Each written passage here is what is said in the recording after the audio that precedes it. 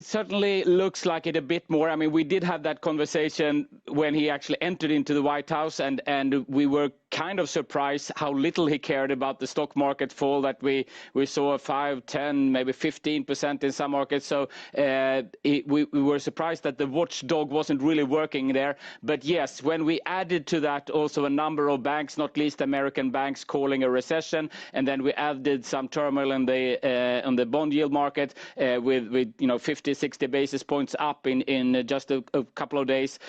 Clearly that made the difference. So yeah, and now, I mean, there is the debate also going on now whether or not this is all part of the grand plan, and this was the plan from the beginning, or if this is more of an improvised thing.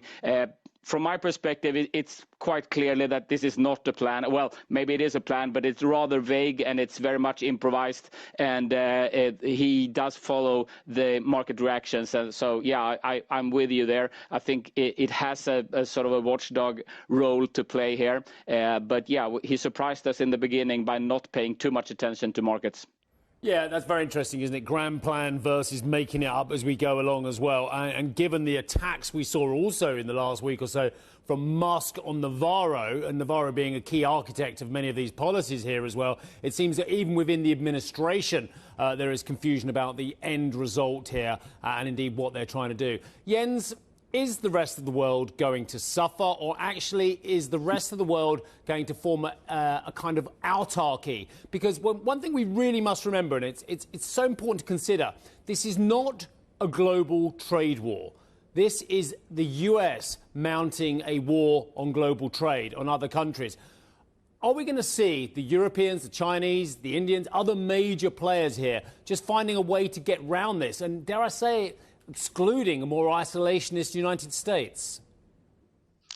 I mean, I think we shouldn't kid ourselves. This will cost. It is, yes, we will probably try to find, clearly other places to sell our goods and exports, and maybe there are some openings between, for new trade deals with other parts of the world. But it will come at a cost, and it's not all of a sudden uncomplicated to form closer alliances to China. I mean, it was only 6 months ago that was one of the major problems. Are we too dependent on China? And now, because of the uncertainties and the unpredictability of the US, now we are discussing maybe we need to get closer to China. But it's still from security matters, from strategic matters, but also, I guess, from economic matters, because there is still an overproduction in the industry in China, and we will have a hard time competing in a lot of areas. So I do think that we will see some new alliances forming,